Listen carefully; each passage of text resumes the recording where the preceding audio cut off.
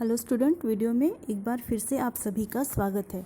इसके पहले की वीडियो में हम लोगों ने तत्सम, तद्भव, देशज, विदेशी या आगत शब्द इनके बारे में देखा था।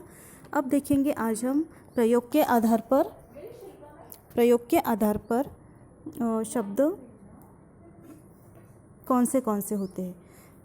जैसे कि यहाँ पे आपको दिख रहा होगा, प्रयोग के आधार पर दो प्रकार के शब्द आते हैं। जैसे पहले है सार्थक शब्द, दूसरा है निरर्थक शब्द। अब वाक्य में प्रयोग के आधार पर शब्दों की सार्थक और निरर्थक दो वर्गों में बांटा जाता है। सार्थक शब्द अर्थवान होते हैं, निरर्थक शब्दों का कोई अर्थ नहीं होता। जैसे कि आपको दिख रहे होंगे, सार्थक शब्द में कमरा, गीता, महिला, गाड़ी। अब ये जो आप चार शब्द पढ़ते हो, जैसे कमरा, गीता, गाड़ी, महिला, तो गाड़ी शब्द अगर हम लोग पढ़ते हैं तो हमें हमारे सामने गाड़ी का चित्र आ जाता है। अगर कमरा शब्द सुनते हैं तो कमरा शब्द से हमें ये भी अनुमान लगता है कि कुछ रूम होती है, उसे कमरा कहा जाता है। दूसरा है निरर्थक शब्द। अब यहाँ पर निरर्थक शब्द में बोरी, वार्ता, चक, वाय, अब ये शब्द मैंने लिखे हैं तो इस शब्दों का कुछ भी अर्थ हमें यहाँ पे दिखाई नहीं देता। यहाँ पे वो शब्द पढ़ने के बाद भी कुछ भी अर्थ समझ में नहीं आता। तो कई बार सार्थक शब्द के साथ हम लोग निरर्थक शब्द भी जुड़कर उसके अर्थ में विशेषता ला देते हैं। जैसे कि हम शब्द लिख सकते हैं कभी कभी सार्थक के साथ कि कुछ नाश्ता वाश्ता हो जाए। अब नाश्ता ठीक है, हमें नाश्ता से कुछ अर्थ समझ में आता है, तो ये नाश्ता सार्थक शब्द है। लेकिन नाश्ता के साथ हम वाश्ता अगर शब्द बोलते हैं तो ये शब्द हो जाता है निरर्थक शब्द। मुझे कोई चाय वाय पिला दो। चाय शब्द अगर हम सुनते हैं तो चाय शब्द से हमें पता चल जाता है चाय शब्द, चाय हम देख सकते हैं, हम पी सकते हैं। लेकिन वाय क्या होता है? तो अभी ऐसे प्रचलन हो जाता है कि कभी कभी हम सार्थक शब्द के साथ निरर्थक शब्दों को जोड़ देते हैं। तो ये हो जाते हैं सार्थक शब्द और दूसरा है निरर्थक शब्द। मैं एक बार फिर से इसकी व्याख्या बताती हूँ। सार्थक शब्द जिसे किसे कहते हैं? जिन शब्दों का कुछ अर्थ होता है, जो शब्द अर्थ के साथ आते हैं उन्हें सार्थक शब्द कहते हैं, और जो शब्द अर्थ के साथ नहीं होते उन्हें निरर्थक शब्द कहते हैं।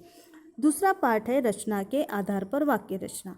अब रचना के आधार पर शब्दों के तीन भेद किए जाते हैं। जैसे आपको दिख रहा होगा, रूढ़ शब्द, यौगिक शब्द, योग रूढ़ शब्द।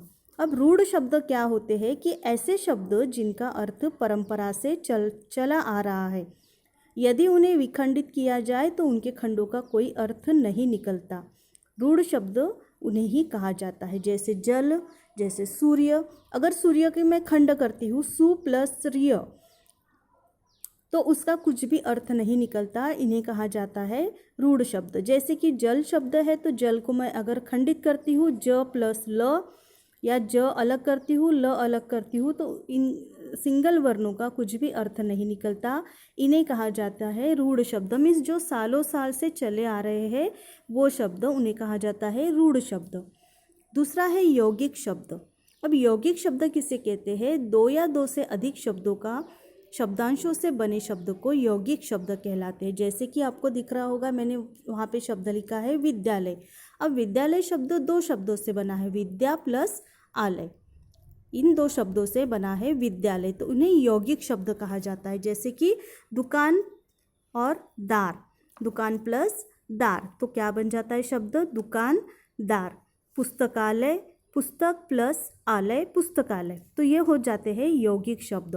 तो दो या दो से अधिक शब्दों या शब्दांशों से यौगिक शब्द बनते हैं। तीसरा भेद है योग रूढ़। ऐसे यौगिक शब्द जो किसी विशेष अर्थ को प्रकट करते हैं और उन्हें योग रूढ़ कहा जाता है। जैसे कि पंकज का शाब्दिक अर्थ है कीचड़।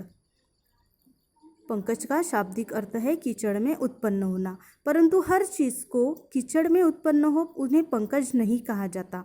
इसी प्रकार के अन्य योग रूढ़ शब्द है, जैसे दशानन, उन्हें रावण कहा जाता है। पीताम्बर, कृष्ण, मर्यादा पुरुषोत्तम, राम, विघ्नेश्वर, गणेश, पवनपुत्र, हनुमान, नीलकंठ, शिव। तो योगरूढ़ शब्द किसे कहते हैं कि ऐसे यौगिक शब्द जो किसी विशेष अर्थ को प्रकट करते हैं। जैसे मैं दशानन बोलती हूँ तो आपको एकदम से आपके सामने रावण का चेहरा आ जाता है, जिसे दशानन कहते हैं, जिसे रावण भी कहते हैं। दूसरा है पवनपुत्र। पवनपुत्र अगर मैं बोलती हूँ, ये विशेषण हो गया। पवनपुत्र अगर मैं बोलती हूँ तो आपके सामने बजरंगबली का चेहरा आ जाता है या बजरंगबली की प्रतिमा आपके सामने आ जाती है। नीलकंठ अगर मैं बोलती हूँ तो शिव की प्रतिमा हमें दिखाई देती है। तो ऐसे शब्दों को कहा जाता है योगरूढ़ शब्द। अब इसके आगे अर्थ के आधार पर जो शब्द है हम नेक्स्ट वीडियो में देखेंगे। इसकी एक्सरसाइज आपको करनी है और इसके जो लेसन है ये लेसन आपको पढ़ना है। धन्यवाद।